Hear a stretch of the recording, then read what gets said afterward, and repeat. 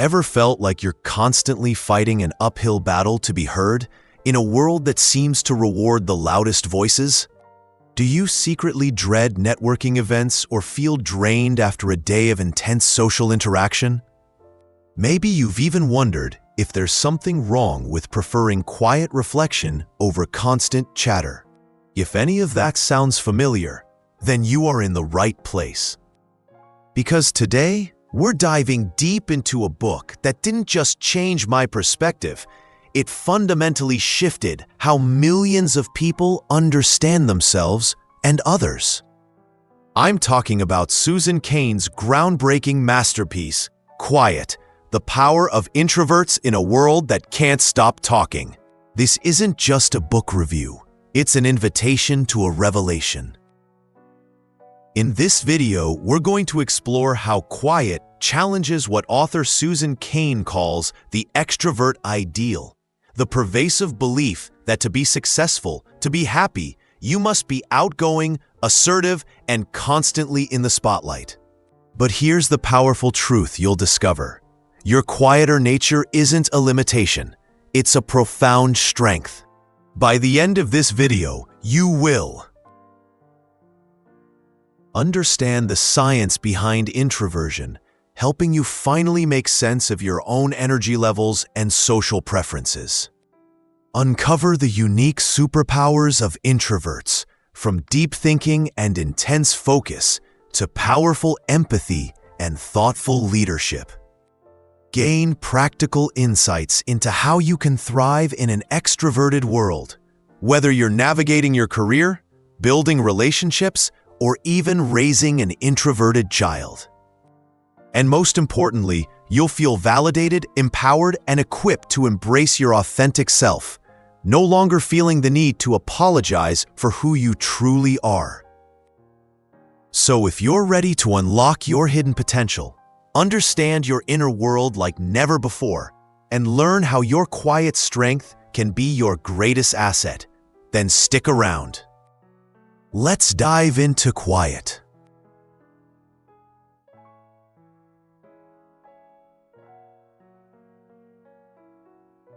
Part 1. The Extrovert Ideal, the problem we didn't know we had. So what is this extrovert ideal that Susan Cain talks about?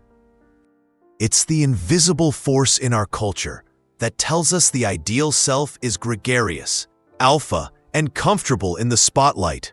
Think about it. Our workplaces are dominated by open-plan offices designed for constant collaboration. Our schools often grade children on class participation, rewarding those who speak up the most. Thanks for listening. The heroes in our movies are usually the bold, fast-talking leaders, not the quiet, contemplative thinkers. Cain explains that this wasn't always the case. In the 19th century, society valued a culture of character, where qualities like integrity, discipline, and honor were paramount. But as we moved into the 20th century, with the rise of big business and urbanization, we shifted to a culture of personality.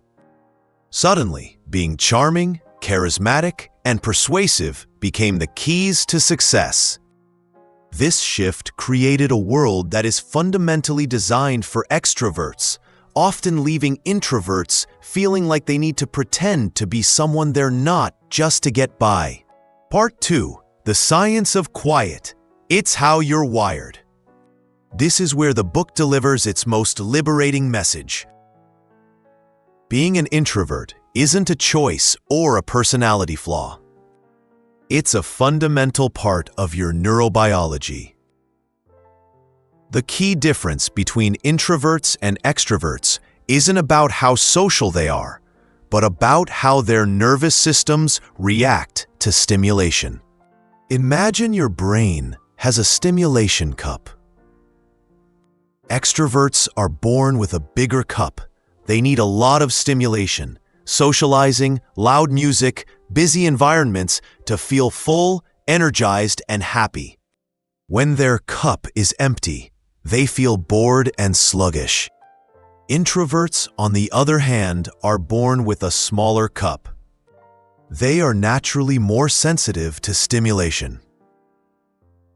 Their cup fills up much faster. A lively party or a busy workday can quickly cause their cup to overflow, leading them to feel overstimulated, drained, and in desperate need of quiet time to empty it out. This is also why it's crucial to understand that introversion is not the same as shyness. Shyness is the fear of social judgment. Introversion is the preference for low-stimulation environments. Many introverts have excellent social skills, but after a while, they simply need to retreat and recharge their batteries. Part 3. The hidden superpowers of introverts. Okay, so introverts are wired differently. But what Cain argues so brilliantly is that this wiring comes with a unique set of superpowers. First, deep focus and deliberate practice. Because introverts are less distracted by external stimuli, they are masters of concentration. They can lose themselves in what psychologists call deliberate practice, the focused, methodical work required to truly master a skill. Think of the solitary scientist like Einstein, or the focused programmer like Bill Gates. This deep focus is an introvert's secret weapon.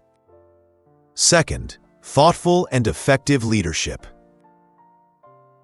We have a stereotype of leaders as charismatic, larger-than-life figures.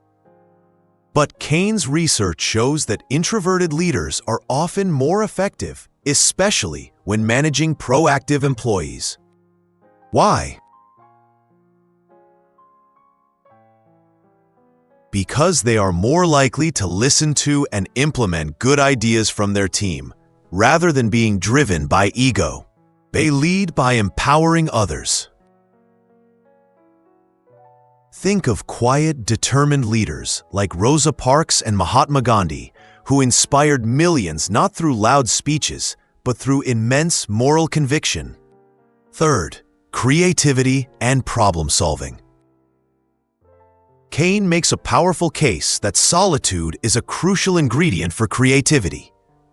While group brainstorming has its place, true innovation often happens when one person is alone, wrestling with a problem. Introverts naturally seek out this solitude, giving them the space needed for breakthrough ideas to emerge. Finally, empathy and deep connection. While extroverts may have a wider circle of acquaintances, introverts excel at forming deep, meaningful bonds. They prefer one-on-one conversations to small talk, and their natural tendency to listen makes them incredibly empathetic and loyal friends, partners, and confidants. Part 4. How to thrive in a loud world. It is light. So how do we use this knowledge? Quiet gives us a practical toolkit. If you're an introvert, find your restorative niche. This is a term Cain uses for the places you go and the things you do that bring you back to your true self. It could be a quiet corner of a library, a walk in nature, or just an hour alone with a good book. Intentionally schedule these niches into your life. Manage your social battery. Think of your energy as a phone battery. Know which activities drain it and which ones charge it. Before a big social event, make sure you have a full charge. And afterward, don't feel guilty for needing time to plug back in. Embrace free trait theory. This is the idea that you can, and sometimes should, act out of character for the work or people you love. You can be the extroverted presenter for that crucial meeting, as long as you promise yourself restorative time afterward. And if you're an extrovert who loves an introvert, respect the need for space. When they need to be alone, it's not a rejection of you. It's a biological necessity. Listen to understand. Give them time to think before they speak. The quietest person in the meeting often has the most well-thought-out contribution. Embrace different ways of connecting. A quiet evening at home can be just as meaningful to an introvert as a big night out. Conclusion: the quiet revolution. Quiet is more than a book. It's the start of a quiet revolution. It's a movement that gives a voice to the 1/3 to 1/2 of the population that has been historically undervalued.